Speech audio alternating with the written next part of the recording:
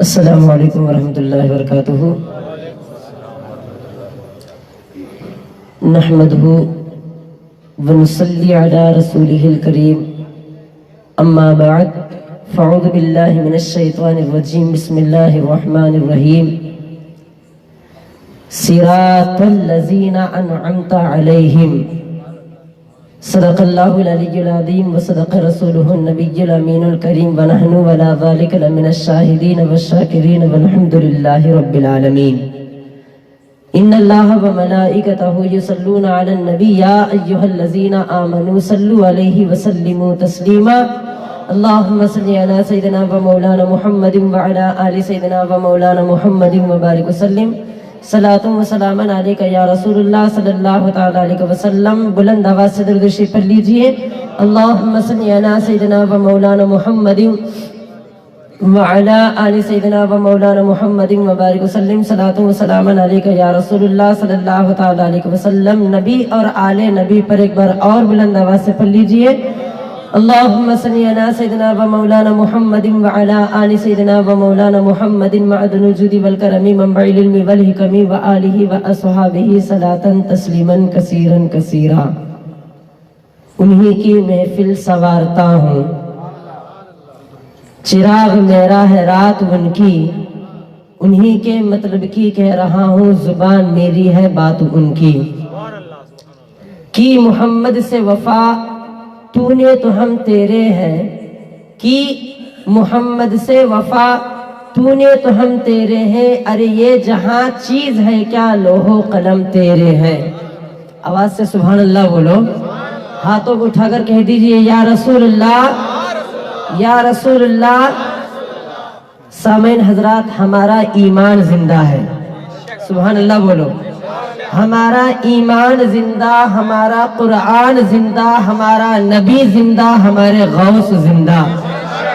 جب زندوں کی محفل میں آئے ہیں تو ہمارا عقیدہ ایسا زندہ ہونا چاہیے کہ عقیدے کے سامنے مردہ عقیدہ لے کر آئے تو اس کا عقیدہ بھی زندہ ہو جانا چاہیے۔ غیر مقلدوں سے ہمیں ضرورت نہیں، مگر ہمارا عقیدہ الحمدللہ ہم ایسے ویسے غوث کے ماننے والے نہیں جن کے دربار میں مردے آتے ہیں تو وہ زندہ ہو جاتے ہیں، سبحان اللہ۔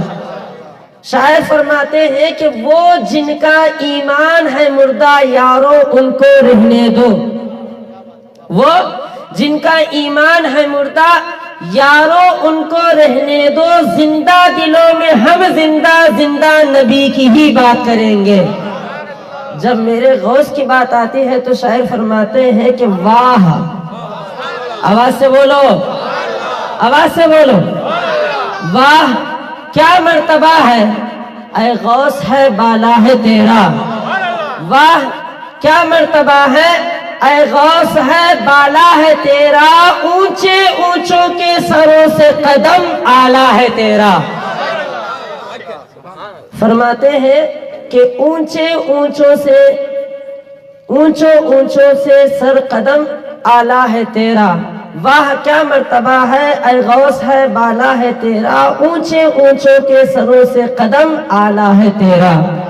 سر بھلا کیا کوئی جانے کہ کیسا ہے تیرا، سر بھلا کیا کوئی جانے کہ ہے کیسا تیرا، اولیاء ملتے ہیں آنکھیں وہ ہے تلوہ تیرا۔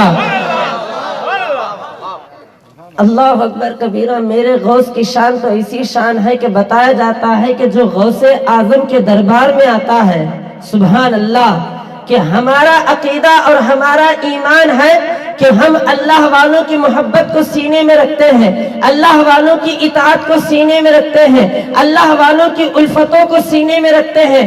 آج غوث پاک کی محبت پر اگر کوئی انسان ہمیں شرک و بدعت کا فتویٰ لگائے، غوث اعظم کی محبت پر اگر ہم سے کوئی نفرت کرے تو ان لوگوں سے کہہ دینا کہ اے نادان، غوث اعظم سے محبت کرنے کے لیے یہ ہمارا طریقہ نہیں ہے، بلکہ بتایا جاتا ہے کہ اللہ والوں کی محبت رکھنے کے لیے یہ ہماری تمہاری عادت نہیں، بلکہ اللہ نے قرآن میں بتایا ہے، سبحان اللہ۔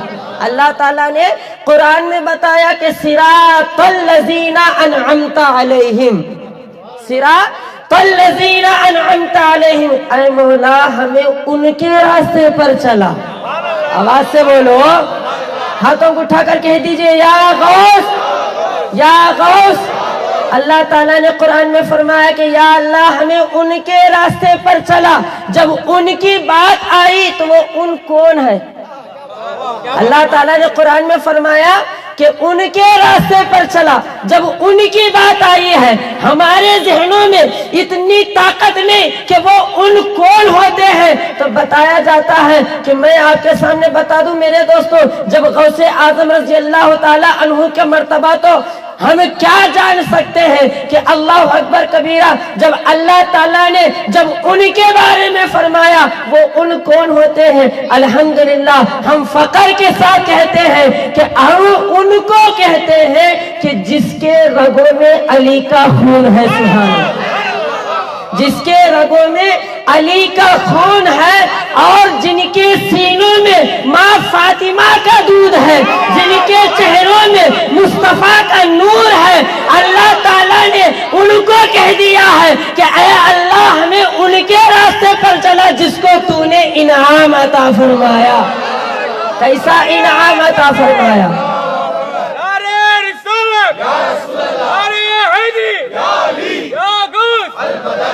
جب اللہ تعالیٰ نے انعام عطا فرمانے کی بات آئی تو دوستوں میں آپ کے سامنے بتا دوں، ارے ان کو کتنا انعام عطا فرمایا خدا جانے.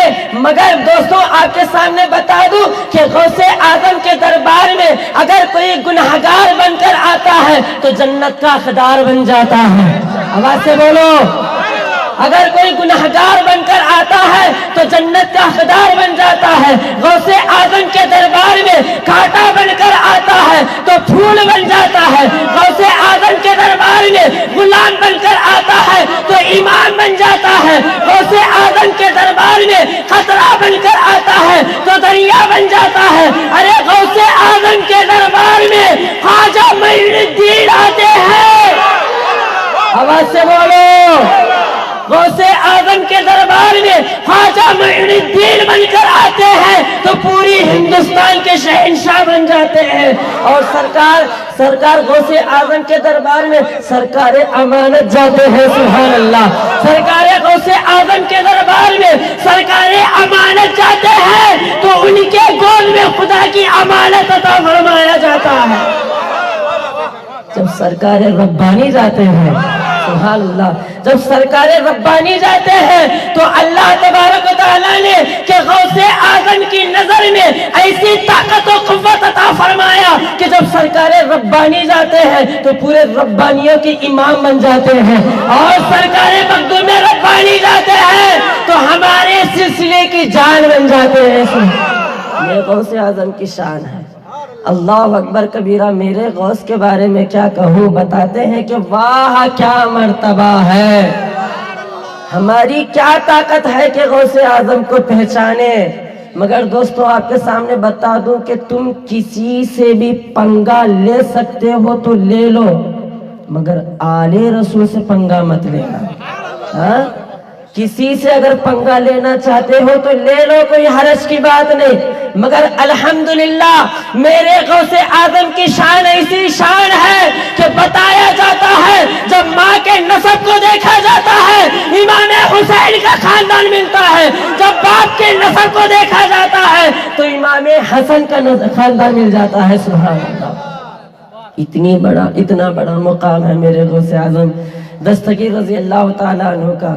اے قادریوں، اپنے سلسلوں پر اور اپنے بزرگوں پر ناز کرتے رہو، کیونکہ میرے غوث اعظم نے فرمایا کہ سبحان اللہ، میرے غوث پاک فرماتے ہیں الحمدللہ کتنی محبت کرتے ہیں غوث پاک اپنے مریدوں سے. سبحان اللہ، کتنی محبت کرتے ہیں غوث پاک. بتایا جاتا ہے کہ غوث پاک نے فرمایا کہ اللہ تعالیٰ میری نظر کو بلند فرمایا. سبحان اللہ، آواز سے بولو، اللہ تعالیٰ نے میری نظر کو بلند فرمایا. پوچھنے والوں نے پوچھا کہ سرکار اللہ نے تمہیں کتنا بلند نظر عطا فرمایا؟ تو غوث پاک جواب دیتے ہیں کہ نادان سن کہ اللہ تعالیٰ نے مجھے اپنی نظر کو اتنا بلند اتنا بلند اتنا بلند اتنا بلند کیا کہ جب میں اپنی بلند نظر سے دنیا کو دیکھتا ہوں تو دنیا مجھے ہاتھ کے ہتھیلی میں رائی کے دانے کے برابر نظر آتا ہے. اور میرے غوث نے اپنے مریدوں کی محبت کے تقاضے پر فرماتے ہیں کہ اے لوگوں سنو کہ میں اپنے مرید سے اتنا محبت کرتا ہوں کہ جب تک میرا مرید خدا کے دربار میں اپنے گناہوں کا توبہ نہیں کرتا میں اسے موت آنے بھی نہیں دوں گا. تو سبحان اللہ، یہ قصہ لطیفی اب بھی نہ تمام تھا. جو کچھ بھی آغاز ہوا وہ آغاز باب تھا. وما علینا الا البلاغ. السلام علیکم ورحمۃ اللہ وبرکاتہ.